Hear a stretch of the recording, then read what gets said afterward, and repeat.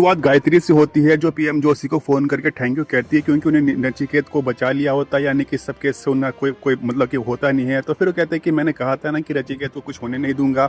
इन्हीं के बीच में उनकी बीच में बातें चलती है और उसके बाद पीएम जोशी कहते हैं कि मैं आपसे मिलने भी आऊंगा, लेकिन वो कहते हैं कि मैं सोच रही थी क्यों ना मैं ही पीएम हाउस में आ जाऊं। तो काफी खुश हो जाते हैं। और उसके बाद रात का सीन देखने को मिलता है जहाँ पे मुराद जी कार से आते हैं और फिर वो अंदर जाते हैं, यानी कि सीईडी के ऑफिस में जाते हैं। फिर उनके लिए चाय लाया जाता है, लेकिन वो चाय उन्हें पसंद नहीं आती। वो सूंघ के वहाँ पे रख देते हैं और सामने सीआईडी के हेड रहते हैं। फिर वो पूछते हैं कैसे क्या चल रहा है, क्या इन्वेस्टिगेशन वगैरह चल रहा है। फिर उनके सामने एक टॉवल वगैरह अंडरगारमेंट वगैरह रहती है। तो कहते हैं ये किसके लिए। फिर बताते हैं कि कोर्ट का ऑर्डर था उनको देने के लिए, तो क्या आप देना है या नहीं, आपसे पूछना था। मुराद जी मना कर देते हैं। सीआईडी के हेड कहते हैं कि वो तो कुछ भी मुंह खोलने से मना कर रहा है, काफी जिद्दी है। फिर मुराद जी चलते चलते उनसे बात करते और कहते हैं कि वो जिद्दी है तो हम भी काफी जिद्दी है। उसके बाद वो कहते हैं उसका खाना पानी और उन्हें मतलब कि बनी रहने दो, अगर खानी तो मत खाने दो, कोई मतलब पानी वगैरह सब कुछ उनका बंद कर दो। फिर वो उनके हामी मिलाते हैं। उसके बाद देखने को मिलता है पीएम हाउस का, जहाँ पे वो गायत्री का स्वागत करने के लिए सब कुछ मतलब कि वहाँ पे डेकोरेशन वगैरह के लिए सब कुछ अच्छे से तैयारियां करवा रहे होते हैं।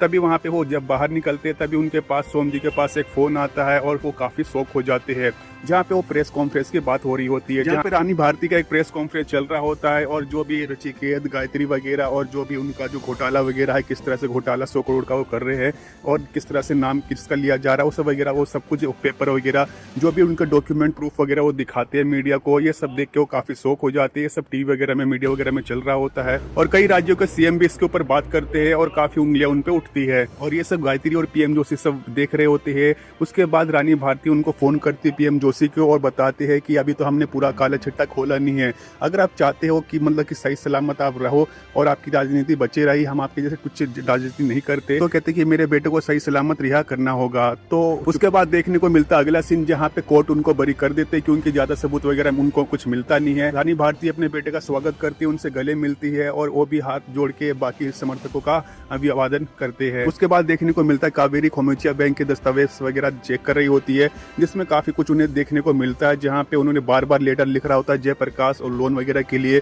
ये देख के वो हैरान हो जाते हैं और काफी कुछ उनको खिलाफ डॉक्यूमेंट वगैरह मिलती है जय के खिलाफ। और कावेरी ऐसा मिश्रा जी को भी दिखाते हैं और कावेरी जी बोलते हैं कि इस बारे में हमें पार्टी से और पार्टी के हेड से बात करनी चाहिए। और उसके बाद देखने को मिलता है कि रानी भारती और जो उसके पार्टी में रहते हैं आपस में उनका मीटिंग वगैरह चल रहा होता है, लोकसभा इलेक्शन के बारे में कैसे क्या करना, किसको कहाँ से खड़ा करना, इस बारे में चल रहा होता है। इसी बीच में वहाँ पे थोड़ी बहुत बातें चलती है। फिर वो रानी भारती कहती है कि इस बार हमें लोकसभा में जय को भी खड़ा करना है। ये सुन के वो बाकी मेंबर काफी मतलब कि शौक हो जाते हैं। फिर कावेरी जी कहते भी है कि उस पर ऐसे आरोप लग रहे हैं और दूसरे मेंबर भी वहाँ पे जो पार्टी के रहते हैं वो भी कहते हैं कि हाँ इस तरह से उसको खड़ा करना सही नहीं है क्योंकि उन पे आरोप लगा हुआ है जयप्रकाश पे और इस तरह से हम खड़ा करेंगे तो पार्टी के लिए खतरा भी बन सकता है। रानी भारती कहती है कि अगर हम खड़ा नहीं करेंगे तो इस पे और भी शक बढ़ जाएगा क्योंकि जानबूझ के मीडिया कहेंगे कि उन पे आरोप लगा है यानी कि आरोप सही है तभी हम खड़ा नहीं कर रहे, तो हम ऐसा नहीं चाहते, हम इसलिए उनको खड़ा करना चाहते हैं, यानी कि जय को लोकसभा इलेक्शन में खड़ा करने के लिए कहते हैं। उसके बाद रानी भारती कहती है कि उसको पटना से खड़ा करेंगे लोकसभा इलेक्शन के लिए। मिश्रा जी कहती है वहां से तो कावेरी जी खड़ा होती है, लेकिन रानी भारती कहती है कि इस बार वो बेगूसराय से लड़ेगी। लेकिन मिश्रा जी कहती है वहां से तो कावेरी जी खड़ा होती है, लेकिन रानी भारती कहती है कि इस बार वो बेगूसराय से लड़ेगी। मिश्रा जी कहते हैं कि वो सीट तो काफी टफ है और कहते हैं कि हम तो वहाँ पे लगातार 3 सालों से हारते हुए आ रहे हैं। तो रानी भारती बोलती है कि कावेरी में काफी दम है, यूएन को उन्होंने रिप्रेजेंट किया है, दिल्ली में इनका काफी नाम है। तो रानी भारती बोलती है कि इस बार हमें लगता है कि हार का सिलसिला खत्म हो जाएगा। फिर रानी भारती के पार्टी वाले उन्हीं के हम यहाँ मिलाते हैं और फिर रानी भारती कावेरी से पूछती है कि क्या कहना है इस बारे में तुम्हें। तो कहते हैं कि अब मैं क्या कह सकती हूँ, आपने कह दिया तो ठीक ही है, लेकिन कावेरी इस बात से खुश नहीं दिखती। उसके बाद देखने को मिलता है कि पांडे बोर्ड से जयप्रकाश के जो बड़ा सा बोट रहता है उसमें जाता है और फिर उन दोनों के बीच में बातचीत चलती है। फिर जय उसे मछली खिलाता है और कहता है कि हमें ऐसा क्यों लगता है कि जब भी हमें कोई मछली खिलाता है कुछ ना कुछ हमसे बुलवाना चाहता है। तो फिर वो कहता है कि आप सही समझे। फिर जय मालूम करना चाहता है कि पीएम और नचिकेत और गायत्री के बीच में क्या संबंध है।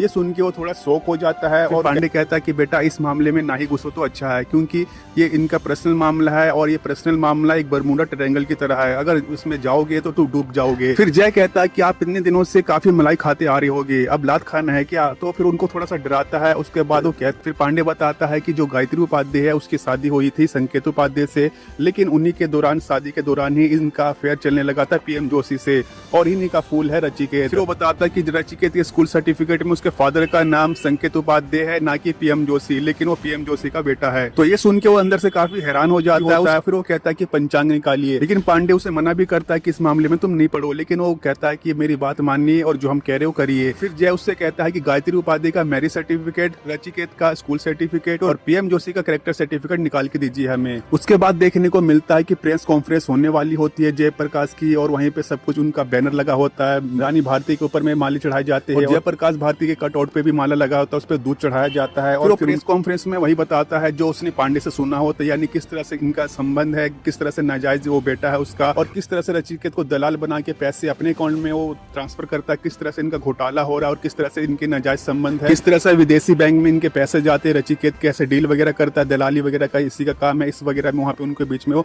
बातें करता है। काफी लोग ये सुन के हैरान हो जाते हैं और ये सब टीवी मीडिया वगैरह में चलने लग जाता है, और ये सब रचिकेत, गायत्री उपाध्याय और पीएम जोशी सब देख रहे होते हैं। उसके बाद देखने को मिलता है कि पीएम जोशी की जो पूरी टीम रहती है, यानी कि मुराद जी, सोम वगैरह जी और उनकी जो टीम रहती है, वो सारे मीडिया वालों को, अखबार वालों को जो भी न्यूज वगैरह में ये सब चलाने से मना कर देती है, नहीं तो उनको धमकी भी देते कि अगर आप ऐसा ना करें तो आपकी कंपनी बंद हो सकती है। सब उनको डराते हैं कि इस तरह का जो भी जयप्रकाश ने बयान दिया है उसको ना चलाया जाए। उसके बाद देखने को मिलता है कि पीएम जोशी स्विमिंग पूल की ओर बढ़ते हैं और उसके अंदर बिल्कुल डुबकी लगा देते हैं, यानी कि बिल्कुल नीचे चले जाते हैं। तो ये था दोस्तों एपिसोड 7 का पार्ट 2, यानी कि एपिसोड 7 कंप्लीट होता है। आगे के एपिसोड में क्या क्या होता है, यानी कि लास्ट का जो 8 एपिसोड है, यानी कि 8वां एपिसोड है, उसमें क्या क्या होता है, और जयप्रकाश की मौत भी होती है इसको। लेकिन जो अगला जो लास्ट एपिसोड आने वाला है, यानी कि एपिसोड 8, उसको मैं 3 पार्टों में डिवाइड किया है मैंने, और वो दूसरे चैनल पे अपलोड होगा। तो एक दिन के बाद आप यूट्यूब पे सर्च कर सकते हो एपिसोड 8, वो दूसरे चैनल पे आपको मिलने वाला है, वो भी 3 पार्ट में। अगर आप लास्ट एपिसोड को, एपिसोड 8 को इसी चैनल पे अपलोड करवाना चाहते हो तो ज्यादा से ज्यादा कमेंट करो, और आपको स्टोरी कैसी लगी कमेंट बॉक्स में जरूर बताओ। और इसी तरह के और एपिसोड पाने के चैनल को सब्सक्राइब कीजिए, बेल आइकन को प्रेस कीजिए, वीडियो को लाइक शेयर जरूर करें। मिलेंगे नेक्स्ट एपिसोड में।